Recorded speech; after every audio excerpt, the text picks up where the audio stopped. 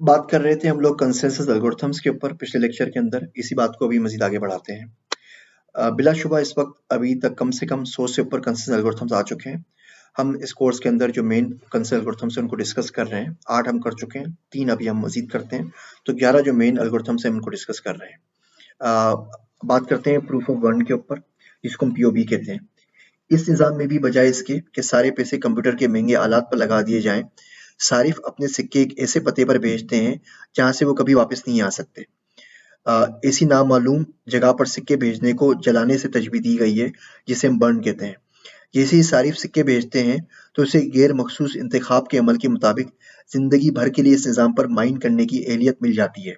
मिसाल के तौर पे जिस तरह आप कराची क्लब की या किसी क्लब की मेंबरशिप खरीदते हैं, आप पैसे देते हैं, वो पैसे उनको मिल जाते हैं, पैसे आपके ज़ाया हो जाते हैं, लेकिन उसके बदले में आपको एहलियत मिल जाती है, एक आपको एडमिशन का एक्सेस मिल जाता है ज़िंदगी भर के लिए उस क्लब का।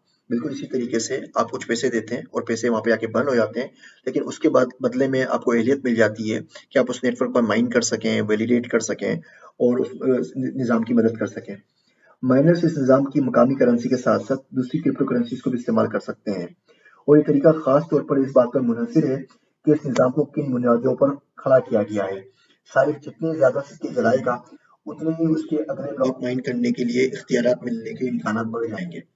वक्त के साथ-साथ और सिक्के जलाने पड़ते हैं ताकि लॉटरी में मुंतखब होने के इम्कानात बढ़ते चले जाएं।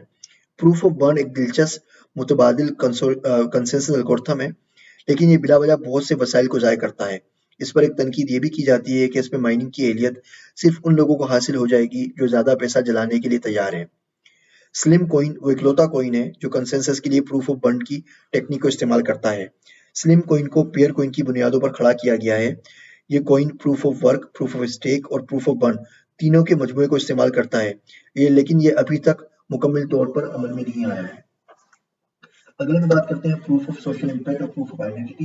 ये दोनों कंसेंसस एल्गोरिथम्स हैं जो मैंने खुद बनाए। ये पब्लिश के लिए जर्नल पेपर्स में भेजे हुए हैं। जब ये पब्लिश हो जाएंगे तो इनके पेपर मैं आपसे जरूर शेयर कर लूंगा।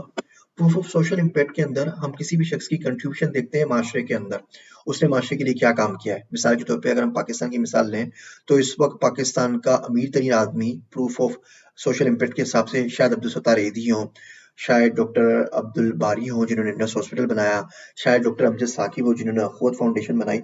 हम किस तरीके से एक माशरे के अंदर क्वांटिफाई कर सकते हैं किसी भी शख्स की कंट्रीब्यूशन को, और उसको हमने यहाँ पे प्रूफ ऑफ सोशल इम्पैक्ट का नाम दिया है। होता क्या है, हमारे माशरे के अंदर हम तमाम लोगों को बराबर कर देते हैं। कोई पॉलिसी बनाई जा रही है, मुल्क की बेहतरी के लिए काम करना है, ज़ाहिर बात है तमाम लोग बराबर नहीं है।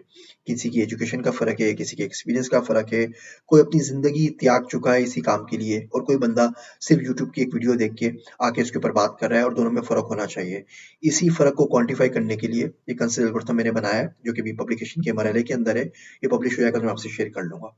दूसरा है प्रूफ ऑफ आइडेंटिटी। ये बात हो रही है सेंसस के ऊपर। इसके सेंसस में मैंने एक आर्टिकल लिखा था अखबार में, उसका लिंक भी मैं आपसे शेयर कर लूंगा कि किस तरीके से हम कंसेंसस के थ्रू ब्लॉकचेन के ऊपर किसी शख्स की आइडेंटिटी प्रूव कर सकें। आपने अपना शनाख्ती कार्ड, जो भी आपके पास कार्ड वगैरह है, आप जमा करवा दें तो फिर ब्लॉकचेन के ऊपर। अब दुनिया में किसी भी आपको वेरीफाई करना है तो वो ब्लॉकचेन से खाली वेरीफाई कर ले कि जी आप मिसाल के तौर पे ज़ीशान उस्मानी है या नहीं है। आपको हर जगह बार-बार पासपोर्ट, शनाख्ती कार्ड, बेफ़ाम सारी चीज़ें जमा ना करानी पड़े। अब आप देखिए इंडिया के अंदर रिसेंटली जो सिटीजनशिप अमेंडमेंट एग्रीमेंट आया है सीएए के नाम से, उसने कितना लोगों को परेशान किया है।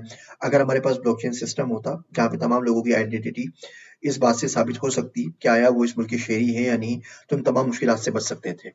खैर ये एक छोटा सा तारुफ था कंसेंसस एल्गोरिथम्स का। कंसेंसस एल्गोरिथम्स क्या है, हमें किस तरह एग्रीमेंट करने में मदद देते हैं, कंसेंसस एल्गोरिथम्स की मेन टाइप्स कौन सी हैं, और किस तरीके से ये लोग मुख्तलिफ तरीके से काम करते हैं, इन पे की जाने वाली तनकीद कौन सी है, और किस तरीके से नए एल्गोरिथम्स आ रहे हैं ताकि पुराने एल्गोरिथम्स के ऊपर होने वाली क्रिटिसिज्म का कोई ना कोई मदावा किया जा सके। आप सब लोगों को बहुत शुक्रिया। जज़ाकल्लाह खैर।